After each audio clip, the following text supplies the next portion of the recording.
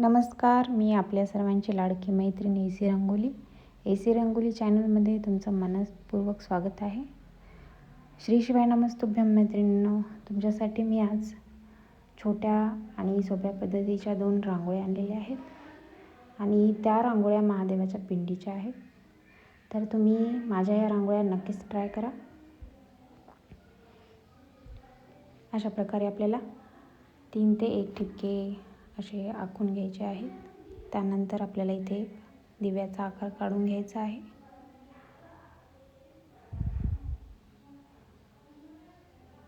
आता आपल्याला यावरती महादेवाची पिंड काढून घ्यायची आहे. मी तुमच्यासाठी अतिशय सोप्या पद्धतीने ह्या सर्वच रांगोळ्या घेऊन येण्याचा प्रयत्न करत असते. तर तुम्ही माझ्या या रांगोळ्या नक्कीच पाहत राहा आणि तुम्हाला माझ्या रांगोळ्या कशा वाटतात कमेंट्समध्ये मला नक्कीच कळवित राहा. तर महादेवाच्या पिंडीच्या साईडने आपल्याला जे 2 ठिपके उरलेले होते ते आपल्याला असे कवर करून घ्यायचे आहेत. मी तिथे असा एक मोराचा आकार काढून घेते. त्याच्यानंतर आपल्याला वरती जो एक ठिपका उरलेला आहे, जो एक डॉट आहे, तिथे आपल्याला असा पानाचा आकार काढून घ्यायचा आहे. असे आपल्याला इथे 2 किंवा 3 पाने काढून घ्यायचे आहेत. मी इथे 2 पाने काढून घेतलेले आहेत. अशाप्रमाणे आपली ही रांगोळी तयार होते इथे.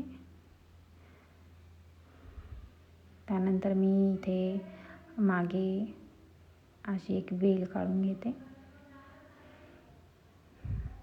खालती जो आपला एक डॉट उरलेला आहे तिथे पण मी एक फुलाचा आकार काढून घेते. अतिशय छोटी आणि सोप्या पद्धतीची आपली महादेवाची रांगोळी आहे. तुम्ही नक्कीच तुमच्या अंगणामध्ये ही नक्कीच ट्राय करा आणि तुम्ही काढली की नाही तेही मला कमेंटमध्ये नक्कीच कळवा. तर आपल्याला आता इथे कलर भरून घ्यायचा आहे. मी अशाप्रमाणे कलर भरते महादेवाच्या पिंडीमध्ये. पुन्हा साईडने आपल्याला असा कलर भरून घ्यायचा आहे. तुम्ही तुमच्या आवडीनुसार यामध्ये कोणतेही कलर वापरले तरी चालतील. मी अशा पद्धतीने हे कलर भरून घेते. तुम्ही पाहू शकता अतिशय सुंदर आणि छोटीशी रांगोळी आहे. जर तुम्ही माझ्या या व्हिडिओला लाईक केलं नसेल तर नक्कीच लाईक करा आणि माझे असेच सर्व तुम्ही व्हिडिओ पाहत राहा. तर आपल्याला खालचा हे फुलाचा आकार जो काढलेला होता तिथे आपल्याला कलर भरून घ्यायचा आहे आणि आपल्याला ही रांगोळी डार्क करून घ्यायची आहे.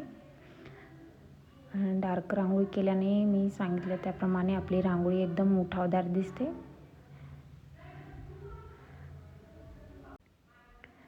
मैत्रिणींनो, माझ्या कितीही गडबडीमध्ये मी तुम्हाला तुमच्यासाठी अशा छान आणि छोट्या आणि साध्या पद्धतीच्या आणि सुंदर सुंदर रांगोळ्या घेऊन येत असते.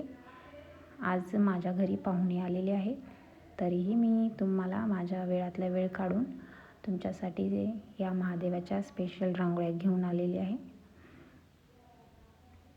तुम्हीही तुमच्या वेळातला वेळ काढून माझ्या सर्व रांगोळ्या पाहत राहा आणि ते तुम्हाला कशा वाटतात तेही मला कळवित राहा.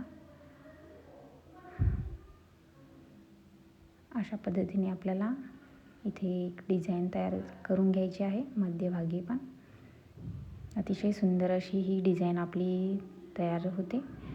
आता आपल्याला महादेवाच्या पिंडीला पण पूर्ण डार्क करून घ्यायचं आहे. अशा पद्धतीने आणि ही रांगोळी झटपट होणारी आहे. काहीही वेळ आपला यामध्ये जाणार नाही आहे. आता आपल्याला साईडने डिझाईन काढून घ्यायची आहे. अशी डिझाईन काढल्यावर आणखीन आपली जी मोराची जी डिझाईन काढली होती ती अनेक उठावदार दिसते. आता आपल्याला महादेवाच्या पिंडीमध्ये डिझाईन काढून घ्यायची आहे. मी इथे 4 डॉट काढून घेते आणि त्यानंतर आपल्याला जो मोर काढून घेतला होता त्यामध्ये असा कलर भरून घ्यायचा आहे. त्यामध्ये छोटे छोटे आपल्याला मोराचे पीस काढून घ्यायचे आहेत. दोन्ही साईडनी काढले तरी चालतील, नाही काढले तरी चालतील. अशी ही रांगोळी आपली छान दिसते. पण मी इथे अनेक आपली रांगोळी उठावदार दिसावं म्हणून यासाठी इथे अशाप्रमाणे डिझाईन काढते. आता आपल्याला मोराची चोंच आणि डोळे काढून घ्यायचे आहेत. आणि महादेवाची पिंडी आहे, या पिंडीचा जो आकार आहे तिथे आपल्याला अशा 3 रेषा आखून घ्यायच्या आहेत. आणि जे 3 रेषामधली जी रेषा आहे तिथे असा डॉट टाकून त्यामध्ये कलर भरून घ्यायचा आहे, जेणेकरून महादेवाचा गंध तयार होतो.